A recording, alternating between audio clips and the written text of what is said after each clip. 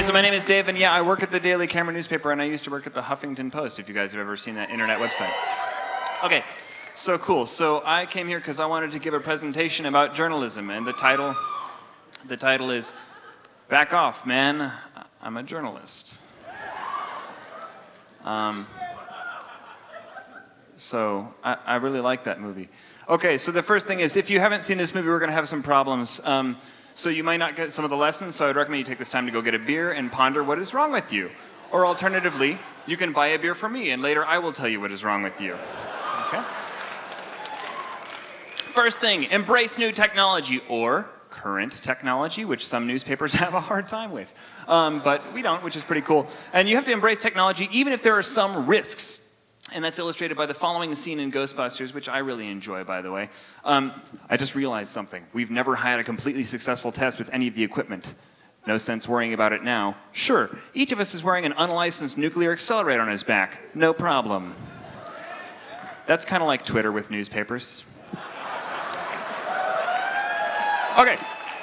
And also, these are like really weird times, so you kind of have to go with the flow as a journalist. Do you believe in UFOs, astral projections, full trance mediums, the Loch Ness Monster, and the theory of Atlantis? If there's a steady paycheck in it, I'll believe anything you say, as long as it doesn't take you to jail. Okay, also, don't cross the streams. If you learn nothing from Ghostbusters, other than this, it's don't cross the streams, which is an editorial.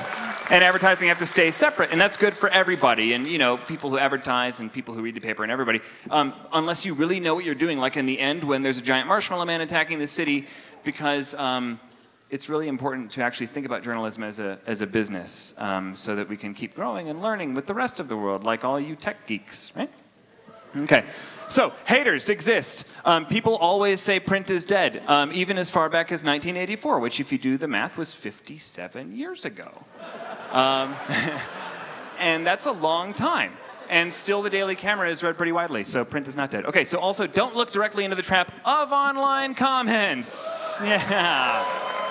Because they're often weirdly hateful and ignorant, or just commenters fighting with each other. It's like, where are you going? And you can just call me, because my number's in the paper. Okay, here's a famous scene that everybody knows. What I'd really like to do is talk to Dana. Dana, it's Peter. There is no Dana. There is only Zool. And this illustrates my next point, which is sometimes people are not going to talk to you.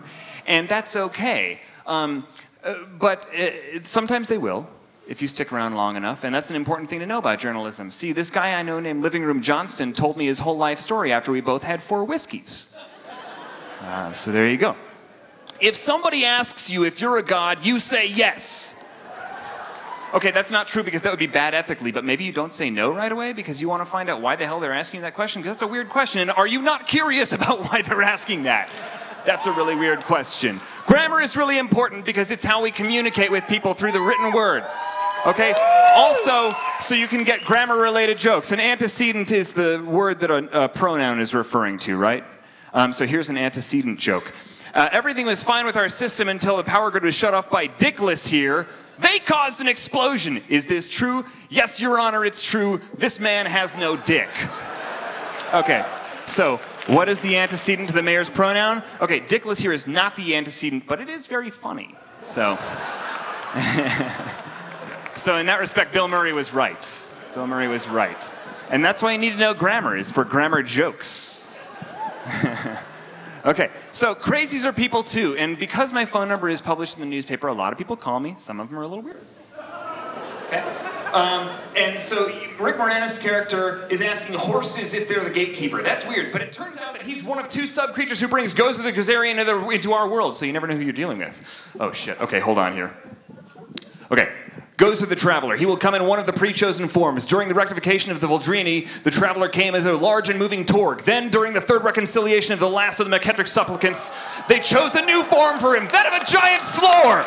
Many Shuvs and Zools knew what it was to be roasted in the depths of the slore that day, I can tell you. So, some people know a lot more about stuff than you, and you should totally listen to them.